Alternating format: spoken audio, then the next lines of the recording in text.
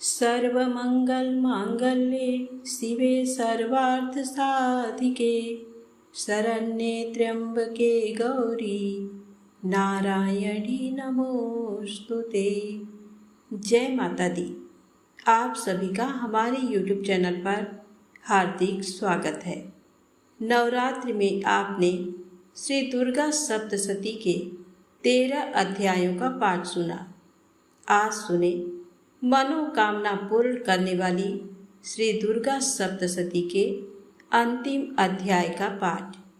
आज आप सुनेंगे प्राधानिक रहस्य, वैकृतिक रहस्य, मूर्ति रहस्य, सिद्ध कुंजिका स्तोत्र और क्षमा प्रार्थना।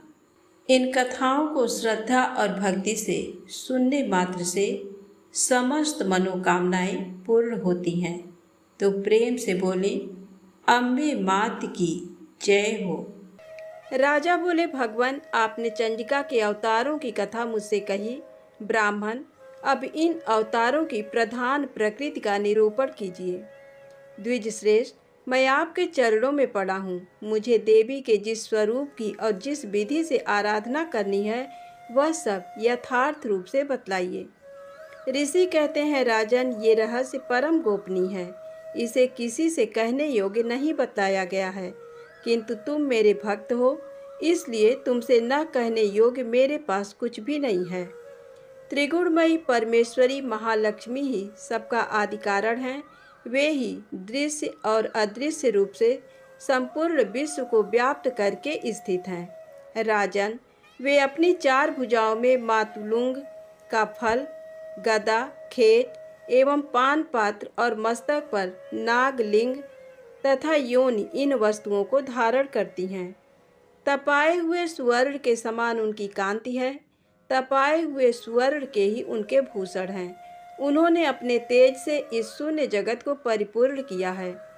परमेश्वरी महालक्ष्मी ने इस संपूर्ण जगत को शून्य देखकर केवल तमोगुण रूप उपाधि के द्वारा एक अन्य उत्कृष्ट रूप धारण किया। वह रूप एक नारी के रूप में प्रकट हुआ, जिसके शरीर की कांति निखरे हुए काजल की भांति काले रंग की थी। उसका श्रेष्ठ मुख दाढ़ों से सुशोभित था। नेत्र बड़े बड़े और कमर पतली थी।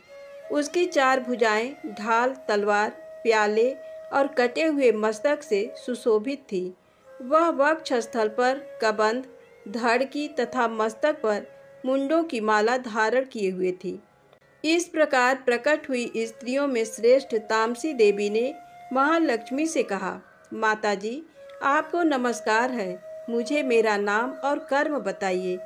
तब महालक्ष्मी ने स्त्रियों में श्रेष्ठ उस तामसी देवी से कहा, मैं तुम्हें नाम प्रदान करती हूँ और तुम्हारे जो जो कर्म हैं उनको भी बतलाती हूँ।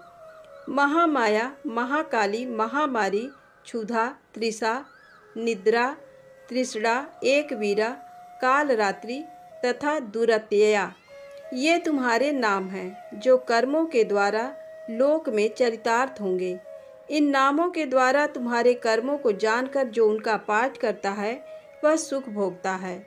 राजन, महाकाली से यूँ कहकर महालक्ष्मी ने अत्यंत शुद्ध सत्व गुण के द्वारा दूसरा रूप धारण किया, जो चंद्रमा के समान गौर वर्ण था। वह श्रेष्ठ नारी अपने हाथों में अक्षमाला, अंकुश, बीड़ा तथा पुस्तक धारण किए हुए थी। महालक्ष्मी ने उसे भी नाम प्रदान किए। महाविद्या, महावाणी, भारती, वाक, सरस्वती, आर्या, ब्राह्मी, कामधेनु, वेदगर्भा और धीश्वरी, ये तुम्हारे नाम होंगे।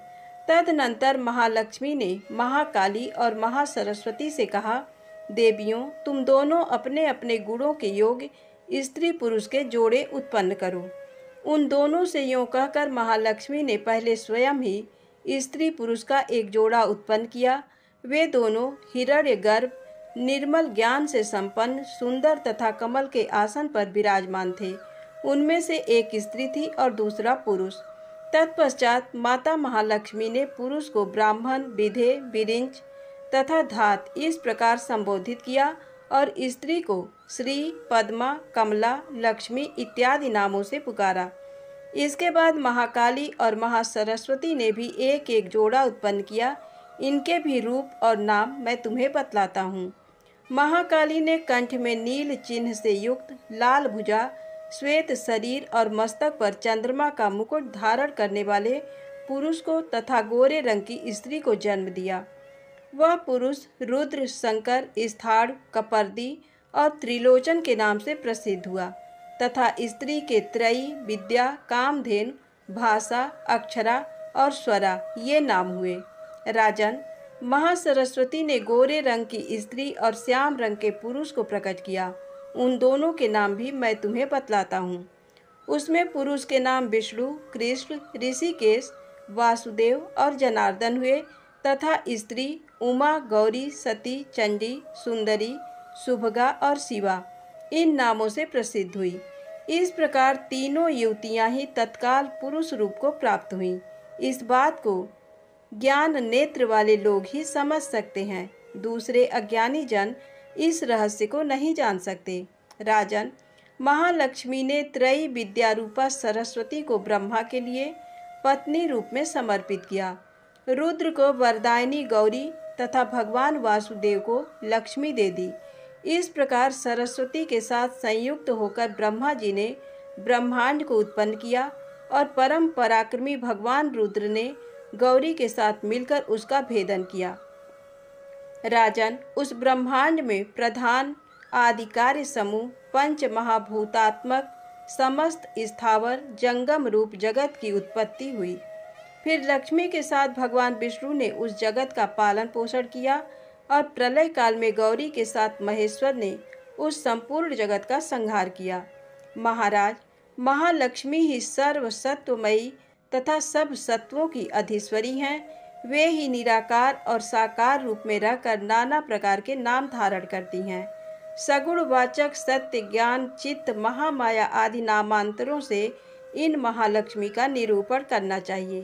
केवल एक नाम महालक्ष्मी मात्र से अथवा अन्य प्रत्यक्ष आदि प्रमाण से उनका वर्णन नहीं हो सकता। ऋषि कहते हैं, राजन, पहले जिन सत्व प्रधान त्रिगुणमयी महालक्ष्मी के तामसी आदि भेद से 3 स्वरूप बतलाए गए हैं, वे ही सर्वा, चंडिका, दुर्गा, भद्रा और भगवती आदि अनेक नामों से कही जाती हैं। तमोगुणमयी महाकाली भगवान विष्णु की योग निद्रा कही गई हैं। मधु और कैटभ का नाश करने के लिए ब्रह्मा जी ने जिनकी स्तुति की थी, उन्हीं का नाम महाकाली है। उनके 10 मुख, 10 भुजाएं और 10 पैर हैं। वे काजल के समान काले रंग की हैं तथा 30 नेत्रों की विशाल पंक्ति से सुशोभित होती हैं। भूपाल, उनके दांत और दाढ़ें चमकती रहती हैं। यद्यपि उनका रूप भयंकर है, तथापि वे रूप, सौभाग्य, कांति एवं महती संपदा की अधिष्ठान प्राप्ति स्थान है। वे अपने हाथों में खड्ग, बाण, गदा, शूल, चक्र, शंख, भुसुंड, परिध, धनुष तथा जिससे रक्त चूता रहता है ऐसा कटा हुआ मस्तक धारण करती हैं। वे महाकाली भगवान विष्णु की दुस्तर माया हैं। आराधना करने पर ये चराचर जगत को अपने उपासक के अधीन कर देती हैं। संपूर्ण देवताओं के अंगों से जिनका प्रादुर्भाव हुआ था, वे अनंत कांति से युक्त साक्षात महालक्ष्मी हैं। उन्हें ही त्रिगुणमयी प्रकृति कहते हैं तथा वे ही महिषासुर का मर्दन करने वाली हैं। उनका मुख गोरा, भुजाएं श्याम, स्तन मंडल अत्यंत श्वेत, कटि भाग और चरण लाल तथा जंघा और पिंडली नीले रंग की हैं। अजेय होने के कारण उनको अपने शौर्य का अभिमान है। कटि के आगे का भाग बहुरंगे वस्त्र से आच्छादित होने के कारण अत्यंत सुंदर एवं विचित्र दिखाई देता है। उनकी माला, वस्त्र, आभूषण तथा अंगराग सभी विचित्र हैं। वे कांति रूप और सौभाग्य से सुशोभित हैं। यद्यपि उनकी हजारों भुजाएं हैं, तथापि उन्हें 18 भुजाओं से युक्त मानकर उनकी पूजा करनी चाहिए। अब उनके दाहिनी ओर के निचले हाथों से लेकर बाईं ओर के निचले हाथों तक में क्रमशः जो अस्त्र है, उनका वर्णन किया जाता है। अक्षमाला, कमल, बाण, खड्ग, वज्र, गदा, चक्र, त्रिशूल, परश, शंख, घंटा, पास, शक्ति, दंड, चर्म, धनुष, पानपात्र और कमंडल, इन आयुधों से उनकी भुजाएं विभूषित हैं। वे कमल के आसन पर विराजमान हैं, सर्वदेवमयी हैं तथा सबकी ईश्वरी हैं। राजन, जो इन महालक्ष्मी देवी का पूजन करता है वह सब लोकों तथा देवताओं का भी स्वामी होता है। जो एकमात्र सत्व गुण के आश्रित हो पार्वती जी के शरीर से प्रकट हुई थी तथा जिन्होंने शुंभ नामक दैत्य का संहार किया था, वे साक्षात सरस्वती कही गई हैं। पृथ्वी पते उनके 8 भुजाएं हैं तथा वे अपने हाथों में क्रमशः बाण, मूसल, शूल, चक्र, शंख, घंटा, हल एवं धनुष धारण करती हैं। ये सरस्वती देवी जो निशुंभ का मर्दन तथा शुंभासुर का संहार करने वाली हैं, भक्ति पूर्वक पूजित होने पर सर्वज्ञता प्रदान करती हैं। राजन, इस प्रकार तुमसे महाकाली आदि तीनों मूर्तियों के स्वरूप बतलाए। अब जगन माता महालक्ष्मी की तथा इन महाकाली आदि तीनों मूर्तियों की पृथक पृथक उपासना श्रवण करो। जब महालक्ष्मी की पूजा करनी हो तब उन्हें मध्य में स्थापित करके उनके दक्षिण और वाम भाग में क्रमशः महाकाली और महासरस्वती का पूजन करना चाहिए और पृष्ठ भाग में तीनों युगल देवताओं की पूजा करनी चाहिए। महालक्ष्मी के ठीक पीछे मध्य भाग में सरस्वती के साथ ब्रह्मा का पूजन करें, उनके दक्षिण भाग में गौरी के साथ रुद्र की पूजा करें तथा वाम भाग में लक्ष्मी सहित विष्णु का पूजन करें। महालक्ष्मी आदि तीनों देवियों के सामने 3 देवियों की भी पूजा करनी चाहिए। मध्यस्थ महालक्ष्मी के आगे मध्य भाग में 18 भुजाओं वाली महालक्ष्मी का पूजन करें। उनके वाम भाग में 10 मुखों वाली महाकाली का तथा दक्षिण भाग में 8 भुजाओं वाली महासरस्वती का पूजन करें।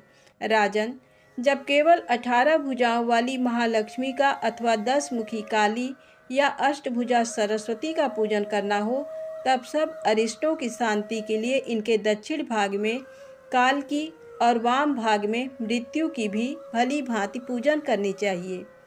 जब शुंभासुर का संहार करने वाली अष्टभुजा देवी की पूजा करनी हो तब उनके साथ उनकी 9 शक्तियों का और दक्षिण भाग में रुद्र एवं वाम भाग में गणेश जी का भी पूजन करना चाहिए। ब्राह्मी, माहेश्वरी, कौमारी, वैष्णवी, वाराही, नारसिंही, ऐन्द्री, शिवदूती तथा चामुंडा ये 9 शक्तियाँ हैं। नमो देव्य महादेव्य शिवाय सततम नमः इस स्तोत्र से महालक्ष्मी की पूजा करनी चाहिए तथा उनके 3 अवतारों की पूजा के समय उनके चरित्रों में जो स्तोत्र और मंत्र आए हैं उन्हीं का उपयोग करना चाहिए। 18 भुजाओं वाली महिषासुरमर्दिनी महालक्ष्मी ही विशेष रूप से पूजनीय हैं, क्योंकि वे ही महालक्ष्मी, महाकाली तथा महासरस्वती कहलाती हैं।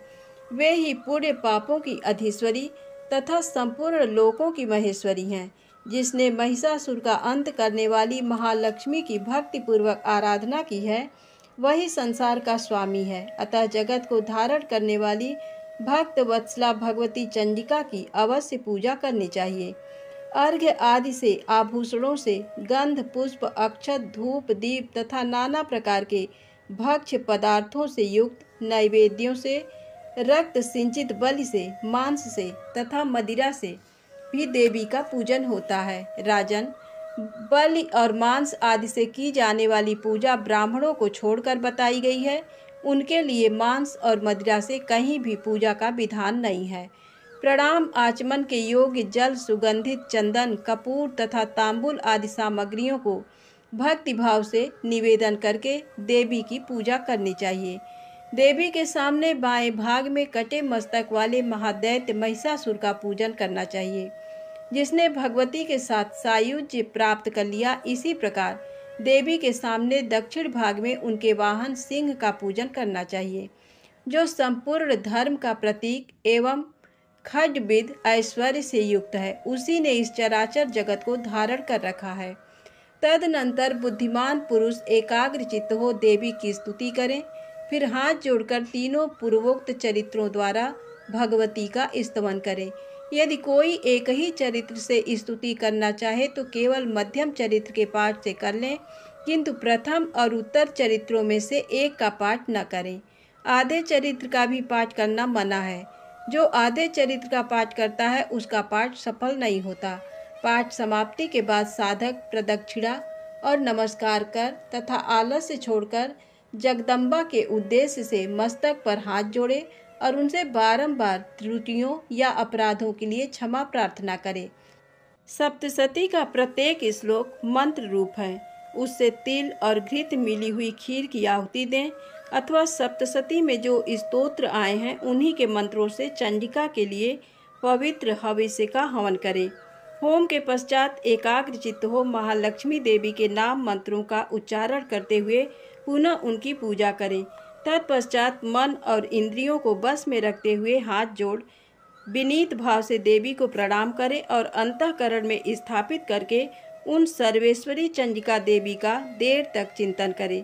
चिंतन करते करते उन्हीं में तन्मय हो जाए। इस प्रकार जो मनुष्य प्रतिदिन भक्तिपूर्वक परमेश्वरी का पूजन करता है वह मनोवांछित भोगों को भोग कर अंत में देवी का सायुज्य प्राप्त करता है। जो भक्तवत्सला चंडी का प्रतिदिन पूजन नहीं करता, भगवती परमेश्वरी उसके पुड़ियों को जलाकर भस्म कर देती हैं। इसलिए राजन, तुम सर्वलोक महेश्वरी चंडिका का शास्त्रोक्त विधि से पूजन करो, उससे तुम्हें सुख मिलेगा। ऋषि कहते हैं, राजन, नंदा नाम की देवी जो नंद से उत्पन्न होने वाली हैं, उनकी यदि भक्तिपूर्वक स्तुति और पूजा की जाए तो वे तीनों लोकों को उपासक के अधीन कर देती हैं। उनके श्रीअंगों की कांति कनक के समान उत्तम है। वे सुनहरे रंग के सुंदर वस्त्र धारण करती हैं। उनकी आभा सुवर्ण के तुल्य है तथा वे सुवर्ण के ही उत्तम आभूषण धारण करती हैं। उनकी 4 भुजाएं कमल, अंकुश, पाश और शंख से सुशोभित है। वे इंदिरा, कमला, लक्ष्मी, श्री तथा सुवर्णमय कमल के आसन पर विराजमान आदि नामों से पुकारी जाती हैं। निष्पाप नरेश, पहले मैंने रक्त दंतिका का नाम से जिन देवी का परिचय दिया है, अब उनके स्वरूप का वर्णन करूंगा, सुनो। वह सब प्रकार के भयों को दूर करने वाली हैं। वे लाल रंग के वस्त्र धारण करती हैं। उनके शरीर का रंग भी लाल ही है और अंगों के समस्त आभूषण भी लाल रंग के हैं। उनके अस्त्र, शस्त्र, नेत्र, सिर के बाल, तीखे नख और दांत सभी रक्त वर्ण के हैं। इसलिए वे रक्त दंतिका कहलाती हैं और अत्यंत भयानक दिखाई देती हैं।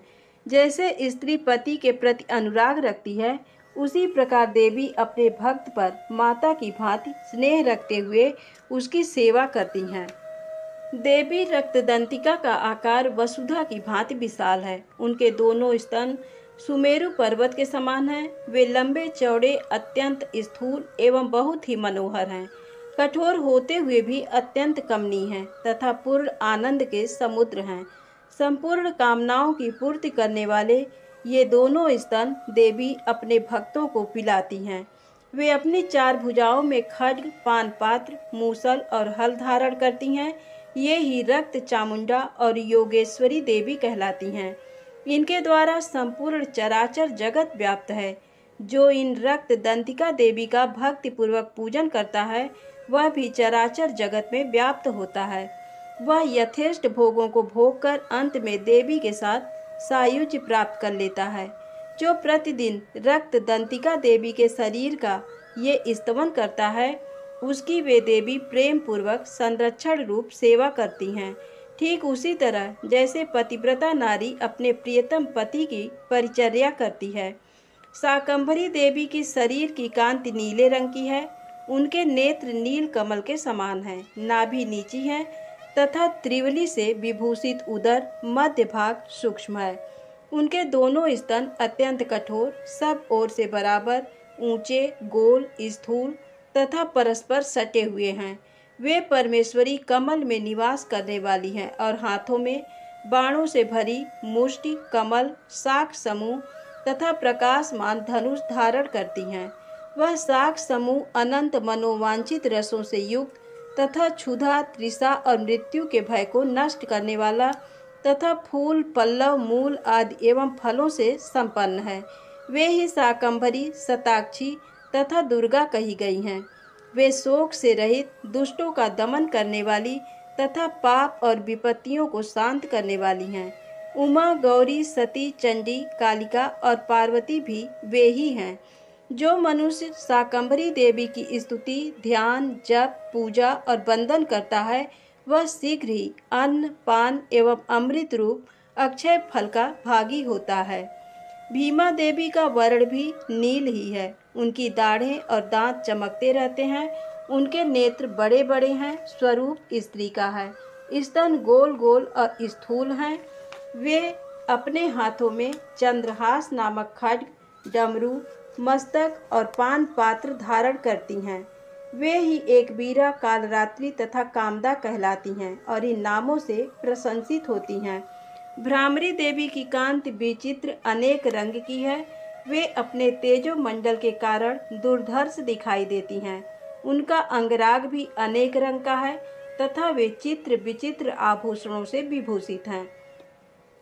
चित्र, भ्रमर, पाण और महामारी आदि नामों से उनकी महिमा का गान किया जाता है। राजन, इस प्रकार जगन माता चंडिका देवी की ये मूर्तियां बतलाई गई हैं, जो कीर्तन करने पर कामधेनु के समान संपूर्ण कामनाओं को पूर्ण करती हैं। ये परम गोपनीय रहस्य है। इसे तुम्हें दूसरे किसी को नहीं बतलाना चाहिए। दिव्य मूर्तियों का ये आख्यान मनोवांछित फल देने वाला है। इसलिए पूर्ण प्रयत्न करके तुम निरंतर देवी के जप आराधन में लगे रहो। सप्तशती के मंत्रों के पाठ मात्र से मनुष्य 7 जन्मों में उपार्जित ब्रह्म हत्या सदृश घोर पातकों एवं समस्त कलमशों से मुक्त हो जाता है। इसलिए मैंने पूर्ण प्रयत्न करके देवी के गोपनीय से भी अत्यंत गोपनीय ध्यान का वर्णन किया है, जो सब प्रकार के मनोवांछित फलों को देने वाला है। उनके प्रसाद से तुम सर्वमान्य हो जाओगे। देवी सर्व रूपमयी हैं तथा संपूर्ण जगत देवीमय है। अतः मैं उन विश्वरूपा परमेश्वरी को नमस्कार करता हूँ। सिद्ध कुंजिका स्तोत्रम। शिव जी बोले, देवी सुनो, मैं उत्तम कुंजिका स्तोत्र का उपदेश करूँगा, जिस मंत्र के प्रभाव से देवी का जप पाठ सफल होता है। कवच, अर्गला, कीलक, रहस्य, सूक्त, ध्यान, न्यास, यहाँ तक कि अर्चन भी आवश्यक नहीं है। केवल कुंजिका के पाठ से दुर्गा पाठ का फल प्राप्त हो जाता है। ये कुंजिका अत्यंत गुप्त और देवों के लिए भी दुर्लभ है। हे पार्वती, इसे स्वयोनि की भांति प्रयत्न पूर्वक गुप्त रखना चाहिए। ये उत्तम कुंजिका स्तोत्र केवल पाठ के द्वारा मारण, मोहन, वशीकरण, स्तंभन और उच्चाटन आदि अभिचारिक उद्देश्यों को सिद्ध करता है। ओम ऐं ह्रीं क्लीं चामुंडाय विच्चे। ओम ग्लौं हूं क्लीं जुं सः ज्वालय ज्वालय। ज्वल ज्वल प्रज्वल प्रज्वल। ऐं ह्रीं क्लीं चामुंडाय विच्चे। ज्वल हन सं लं छं फट स्वाहा। मंत्र में आए बीजों का अर्थ जानना न संभव है, न आवश्यक और न वांछनीय, केवल जप पर्याप्त है। हे रुद्र स्वरूपिणी, तुम्हें नमस्कार है। हे मधुदैत्य को मारने वाली, तुम्हें नमस्कार है। हे कैटभ विनाशिनी, तुम्हें नमस्कार है। महिषासुर को मारने वाली देवी, तुम्हें नमस्कार है। शुंभ का हनन करने वाली और निशुंभ को मारने वाली, तुम्हें नमस्कार है। हे महादेवी, मेरे जप को जागृत और सिद्ध करो। अहंकार के रूप में सृष्टि स्वरूपिणी, ह्रीं के रूप में सृष्टि पालन करने वाली, क्लीं के रूप में काम रूपिणी तथा निखिल ब्रह्मांड की बीज स्वरूपिणी देवी, तुम्हें नमस्कार है। चामुंडा के रूप में चंड विनाशिनी और ययकार के रूप में तुम वर देने वाली हो। विच्चे रूप में तुम नित्य ही अभय देती हो। इस प्रकार ऐं ह्रीं क्लीं चामुंडाय विच्चे, तुम इस मंत्र का स्वरूप हो। धान धीन धूं के रूप में धूर्जटी, शिव की तुम पत्नी हो। वां वी वू के रूप में तुम वाणी की अधीश्वरी हो। क्रांग क्रिंग क्रूं के रूप में कालिका देवी, शान सिंह सू के रूप में मेरा कल्याण करो। हुम हुम हुंकार स्वरूपिणी, जन जन जम्भ नादिनी, भ्राम भ्रीं भ्रू के रूप में कल्याणकारिणी भैरवी भवानी, तुम्हें बार बार प्रणाम। अंकम चंटम तंपम वैंसम वीदुम ऐवी हंछम धिजाग्रम धिजाग्रम, इन सबको तोड़ो और दीप्त करो। स्वाहा। पाम पिम्पू के रूप में तुम पार्वती पूर्णा हो। खांग खिंग खू के रूप में तुम खेचरी आकाशचारिणी अथवा खेचरी मुद्रा हो। शान सिंसु स्वरूपिणी सप्तशती देवी के मंत्र को मेरे लिए सिद्ध करो। ये कुंजिका स्तोत्र मंत्र को जगाने के लिए है। इसे भक्तिहीन पुरुष को नहीं देना चाहिए। हे पार्वती इसे गुप्त रखो। हे देवी, जो बिना कुंजिका के सप्तशती का पाठ करता है उसे उसी प्रकार सिद्धि नहीं मिलती जिस प्रकार वन में रोना निरर्थक होता है। क्षमा प्रार्थना। परमेश्वरी, मेरे द्वारा रात दिन सहस्त्रों अपराध होते रहते हैं। ये मेरा दास है, यूँ समझकर मेरे उन अपराधों को तुम कृपा पूर्वक क्षमा करो। परमेश्वरी, मैं आवाहन नहीं जानता, विसर्जन करना नहीं जानता तथा पूजा करने का ढंग भी नहीं जानता, क्षमा करो। देवी सुरेश्वरी, मैंने जो मंत्रहीन, क्रियाहीन और भक्तिहीन पूजन किया है वह सब आपकी कृपा से पूर्ण हो। सैकड़ों अपराध करके भी जो तुम्हारी शरण में जा जगदम्ब कहकर पुकारता है उसे वह गति प्राप्त होती है जो ब्रह्मा आदि देवताओं के लिए भी सुलभ नहीं है। जगदम्बिके, मैं अपराधी हूँ किंतु तुम्हारी शरण में आया हूँ। इस समय दया का पात्र हूँ, तुम जैसा चाहो वैसा करो। देवी परमेश्वरी, अज्ञान से, भूल से अथवा बुद्धि भ्रांत होने के कारण मैंने जो न्यूनता या अधिकता कर दी हो वह सब क्षमा करो और प्रसन्न हो। सच्चिदानंद स्वरूपा परमेश्वरी, जगन माता कामेश्वरी, तुम प्रेम पूर्वक मेरी ये पूजा स्वीकार करो और मुझ पर प्रसन्न रहो। देवी सुरेश्वरी, तुम गोपनीय से भी गोपनीय वस्तु की रक्षा करने वाली हो। मेरे निवेदन किए हुए इस जप को ग्रहण करो, तुम्हारी कृपा से मुझे सिद्धि प्राप्त हो। जय माता दी। श्री दुर्गा सप्तशती पाठ संपूर्ण।